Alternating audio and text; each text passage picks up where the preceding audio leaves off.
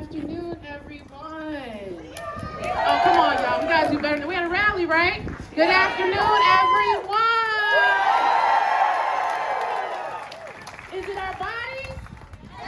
Is it our bodies? Is it our choice? Is it our choice? Are we fired up? I don't believe that. Are y'all fired up? Are you ready to go? Are you fired up? And ready to go? Let's do this, y'all. Thank you so much for being here. I am a community organizer first and foremost, okay? I just want y'all to put a little respect on that.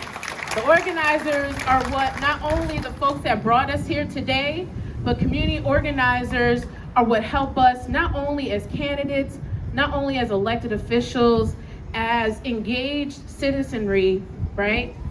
That helps us to keep our hands on the pulse of what's impacting our communities, what people are dealing with in their everyday lives. So please give it up for the community organizers and the organizers of today's rally that's happening all over this country. And so I'm gonna keep it brief because I know we have some incredible speakers who've spoken already and others that are coming, but I wanna get right to the point. As my mom says, make it plain.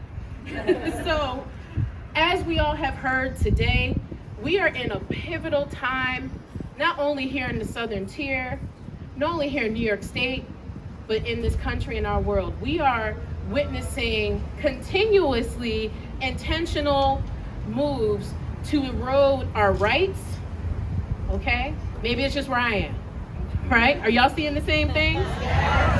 And they are doing it, and they are playing off of fear, right? They are fear-mongering, and at the same time, we have to have not only the difficult conversation, but the necessary actions that match that fear-mongering to say enough is enough.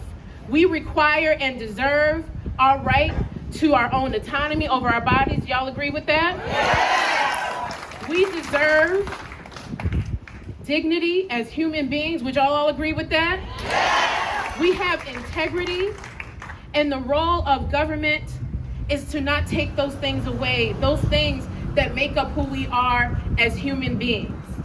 And so when we have government taking away our rights, and it's not just simply a casual removal, they are literally stripping and eroding our rights. And reproductive rights is just one of many rights that are being taken away.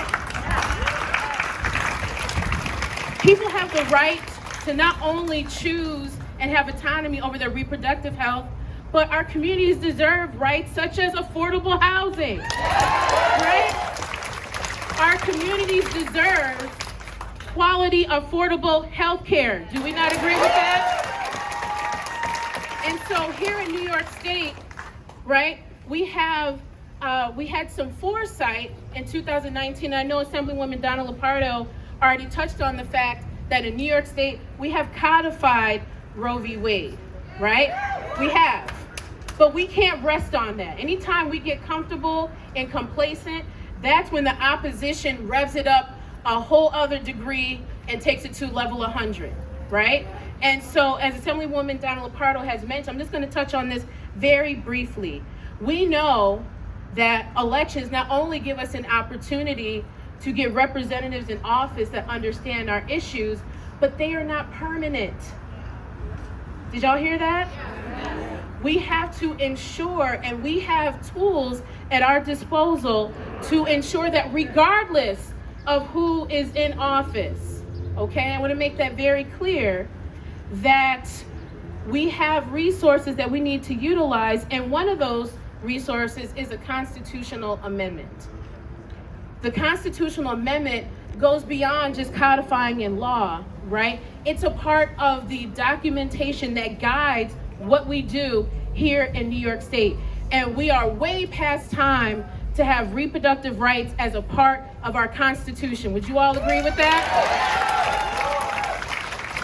And what makes the constitutional amendment so special is that it's not driven by elected officials.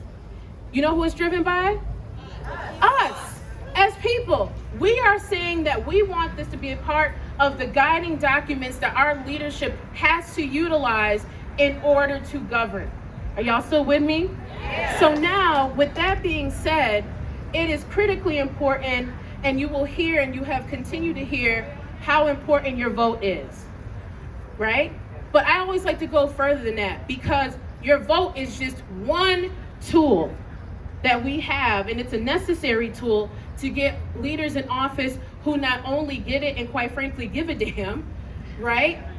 And at the same time, we have to go even further, because accountability comes along with that. Not just simply with regards to the elected official, we have to hold each other up and walk in lock and step with those leaders who are fighting every day, sometimes in the minority, even if they share the same party affiliation, right?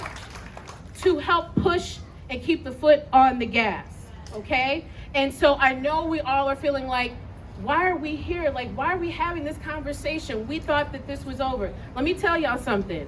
How politics works is that it is designed to maintain the status quo. The folks who benefit the most from a lot of these regressive policies, they are not getting up every day thinking, well, how can I make my community more accessible for these resources? They're not thinking that.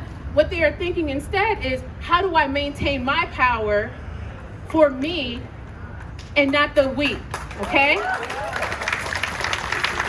And so, as I close my comments, I want to just close with this. Not only is this year pivotal with regards to all these issues that we're seeing happening, we are in the throes of all kinds of changes, but I don't want anyone to lose hope, because that is what our opposition relies upon, is that we're just going to keep beating you down, right? But as my mom and my father often instilled in me, anyone who has ever fought a fight before knows is that the opposition always makes a mistake. They underestimate your power and your ability to come back around. And so I'm encouraging all of us to not give up. These momentary setbacks are set up for us to win, and we can't give up. And so we have to send that message, not to all of us that are just simply here, but to family, friends, folks outside of the Southern Tier, all across the state, that we are not giving up, we are not going anywhere, and not only are we fighting with regards to reproductive rights, but any attempt to take away our dignity and our humanity is going to be blocked. You know why?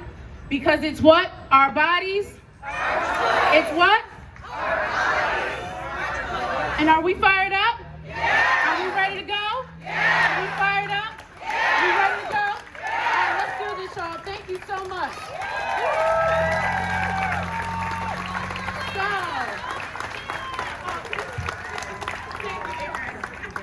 So I'm going to bring up our next speaker, who I have a